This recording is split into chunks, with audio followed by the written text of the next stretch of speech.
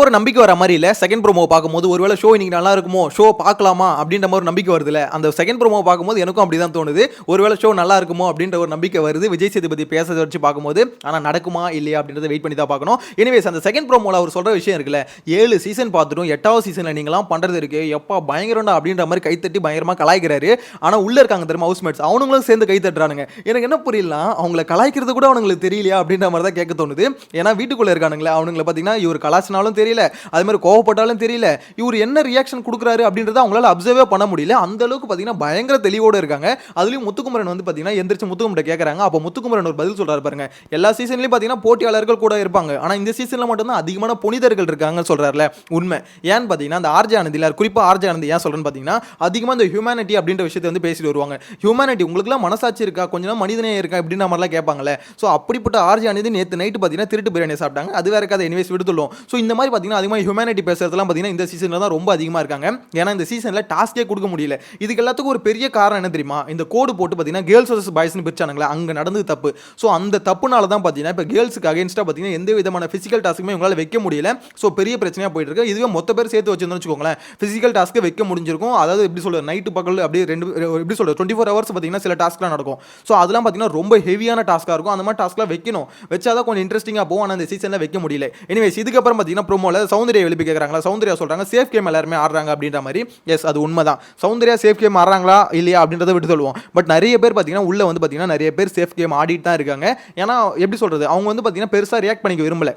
எக்ஸாம்பிளுக்கு விஜய் விஷால் இருக்கார்ல, விஷால் தான் மெயினாக சொல்லணும். ஏன்னா விஷாலுக்கு பார்த்தீங்கன்னா எல்லா கருத்துமே இருக்குது, எல்லாருக்கு பின்னாடி போய் பேசுகிறாப்புல. ஆனால் எதுக்கு முன்னாடி பேச மாட்டார் அப்படின்னு கேட்டேன்னு வச்சுக்கோங்களேன், நான் வந்து என்டர்டெயினருங்க, நான் வந்து ஜாலியாக ஃபன்னாக மட்டும்தான் பேசுவேன் அப்படின்ற மாதிரி சொல்கிறாரு. ஃபன்னாக பேசுகிற என்டர்டெயினர் எதுக்கு பின்னாடி போய் புலம்பிட்டு இருக்கணும், எதுக்கு இன்னொருத்தவங்களை பற்றி தப்பாக பேசணும், இந்த விஷயம்லாம் இருக்குல்ல. ஸோ அதெல்லாம் கேட்டேன்னு வச்சுக்கோங்களேன், அதெல்லாம் தப்பாயிடும். விஷால் ஃபேன்ஸ் வந்து ஆக்சுவலாக கோச்சுப்பாங்க. மேட்டர் என்னன்னு பார்த்தீங்கன்னா இந்த மாதிரி நிறைய பேர் பார்த்தீங்கன்னா சேஃபாக தான் விளையாடிட்டு இருக்காங்க. அதாவது எப்படின்னா இன்னுமே உடைக்கல, கிட்டத்தட்ட 50 நாள் ஆயிடுச்சு. 50 நாளுக்கு அப்புறமாவது போல்டாக வந்து இந்த மாதிரி கேட்பாங்களா பேசுவாங்களா அப்படின்ற மாதிரி நினச்சா அதெல்லாம் எதுவுமே இல்லை. இப்போ தான் பார்த்தீங்கன்னா ஒரு சிலருக்கு வந்து கோவம்ன்றது வந்துட்டு இருக்கு. யாருக்குன்னு பார்த்தீங்கன்னா இப்போ சிவகுமாருக்கு பார்த்தீங்கன்னா நேற்று கோவம் வந்திருக்கு. அதாவது தர்ஷிகெல்லாம் பேசுனதுக்கப்புறம் பயங்கரமாக கோவம் வந்து பார்த்தீங்கன்னா இவர் தீபக்கை கூப்பிட்டு வச்சு பேசினார்ல. ஸோ அப்போ பேசும்போது பார்த்தீங்கன்னா சிவகுமார் ஒரு விஷயத்தை பண்ணார். எத்தனை பேர் நோட் பண்ணிங்க தெரியல. அவர் வந்து பார்த்தீங்கன்னா எனக்கு அப்பயே செம கோவம் வந்தது தீபக், நீங்கள் சொல்லும் போது அப்பயே மூஞ்சிலாம் மாறிச்சு, உங்களை முறைச்சிக்கிட்டே இருந்தேன் அப்படின்னு மாதிரிலாம் சொன்னார்.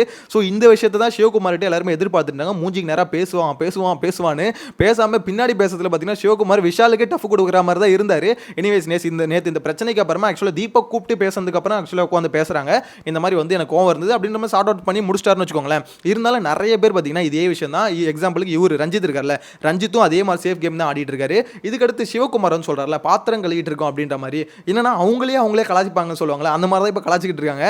எனிவேஸ் ஆனால் இன்னைக்கான செகண்ட் ப்ரோமோ பார்க்கும்போது ஏதோ ஒரு வகையில் நம்பிக்கை வருது. ஓகே இன்னைக்கான ஷோ அதாவது இந்த ராஜாராணி டாஸ்க் இருக்குல்ல, இதை தவிர வேற ஏதாவது கேட்பாரு அப்படின்ற நம்பிக்கை இருக்கு. வெயிட் பண்ணி தான் பார்க்கணும். இருந்தாலும் வந்து ஃபுல்லாக நம்பிட முடியாது. ஏன்னா இவர் வந்து பார்த்தீங்கன்னா எனக்கு தெரிஞ்சு உள்ள என்ட்ரி கொடுக்குறாரு பார்த்தீங்களா, ஃபஸ்ட் டைம் உள்ள என்ட்ரி கொடுக்கும் போது இந்த கேள்வியை கேட்டிருப்பாரோ அப்படின்ற மாதிரி தோணுது.